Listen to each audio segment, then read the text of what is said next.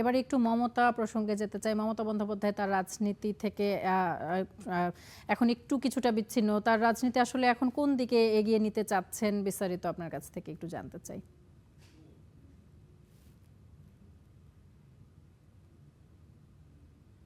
রাজনীতিতে যথেষ্ট কোণঠাসা রয়েছে মমতা বন্দ্যোপাধ্যায়। তিনি এই মুহূর্তে তার রাজনীতিতে অবস্থান তিনি নিজে বুঝতে পারছেন না, তিনি কংগ্রেসের সঙ্গে যাবেন নাকি নিজের দলকে আবার মেরামতি করবেন। কারণ ইতিমধ্যেই তার দলের সাংসদ বিধায়করা তার থেকে সরে গিয়েছে।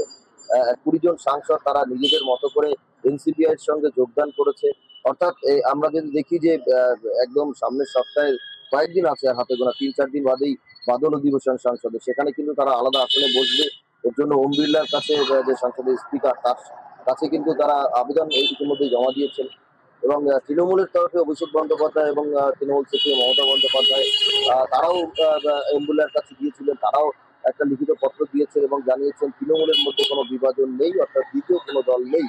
সুতরাং বাদল অধিবেশনের সময় স্পিকারের সামনে আরো নতুন কোনো উত্থাপন হয় কিনা, 1/3 যে সমর্থক, সেটা নিয়ে 20 জন সাংসদ নিয়ে নতুন করে তাৎপর্য স্পিকাররা নতুন করে তারা তৃণমূলের সিম্বলের দাবিদার করে বা এই বিষয়টি যদি কোর্ট পর্যন্ত গড়ায়, তার আগে নির্বাচন কমিশনের কাছেও তারা জানাবেন।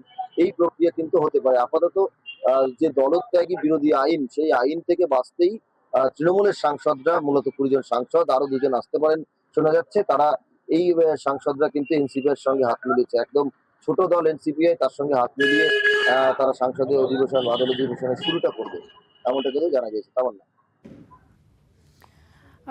সুজিত, আমরা জানতে চাচ্ছিলাম যে মমতা বন্দ্যোপাধ্যায় তার রাজনীতিতে কোন দিকে এগিয়ে যাচ্ছেন সেটি আপনি বলছিলেন। প্রবল শক্তিশালী একটি রাজনৈতিক দল ক্ষমতা হারানোর সঙ্গে ভেঙে কয়েক ভাগ হয়ে গেল। দল গোছানোর এখন কি ধরনের পদক্ষেপ, এবং যে গুঞ্জন রয়েছে যে তিনি আবারও কংগ্রেসে যোগ দিতে পারেন, সেই বিষয়ে বিস্তারিত জানতে চাই। দেখুন, মমতা বন্দ্যোপাধ্যায় কিন্তু কংগ্রেস নেত্রী হিসাবেই পরিচিত ছিল যখন তিনি তৃণমূল ছাত্র পরিষদ করতেন, অর্থাৎ কংগ্রেসের যে ছাত্র সংগঠন করতেন কলেজ থাকাকালীন। সেই সময় মমতা বন্দ্যোপাধ্যায় তিনি লড়াই করেছিলেন এবং 1993 সালের যে ভোটারদের নিয়ে যে আইন, অর্থাৎ ভোটাধিকার এর জন্য নির্দিষ্ট কার্ড, পরিচয়পত্র দিতে হবে, এই যে বিষয়, সেই বিষয় নিয়ে কিন্তু লড়াই করেছিলেন। সেই লড়াই এখনো পর্যন্ত একেবারে বলা যায় তার জীবনের অন্যতম বড় লড়াই, যেটা সিঙ্গুর লড়াইয়ের ক্ষেত্রেও দেখা গিয়েছিল। অর্থাৎ বিরোধী থাকাকালীন, তিনি কংগ্রেস নেত্রী থাকাকালীন বিভিন্ন আন্দোলন করেছিলেন। পরবর্তীতে কংগ্রেসের সঙ্গে মতবিরোধের কারণে 1998 সালে তিনি দল পরিবর্তন করেন।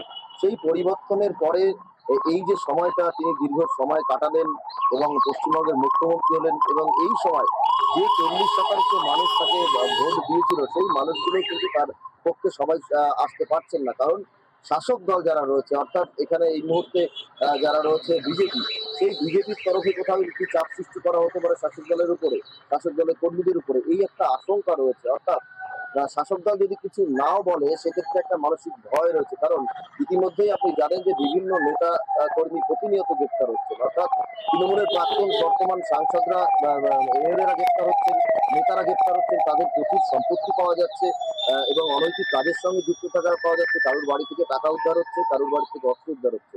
সেখানে দাঁড়িয়ে মমতা বন্দ্যোপাধ্যায় তার যে দল, তার যে দিশা কি হবে, কয়েকদিন আগে আমরা দেখেছিলাম বৈঠক থেকে একটা কমিটি ঠিক করা হয়েছিল। সেই কমিটি থেকেও কিন্তু একেবারে জেলার স্তরে কোনো টিম ঘোষণা করা হয়েছে। সুতরাং মমতা বন্দ্যোপাধ্যায় কি করবে, এটা সময়ের অপেক্ষা।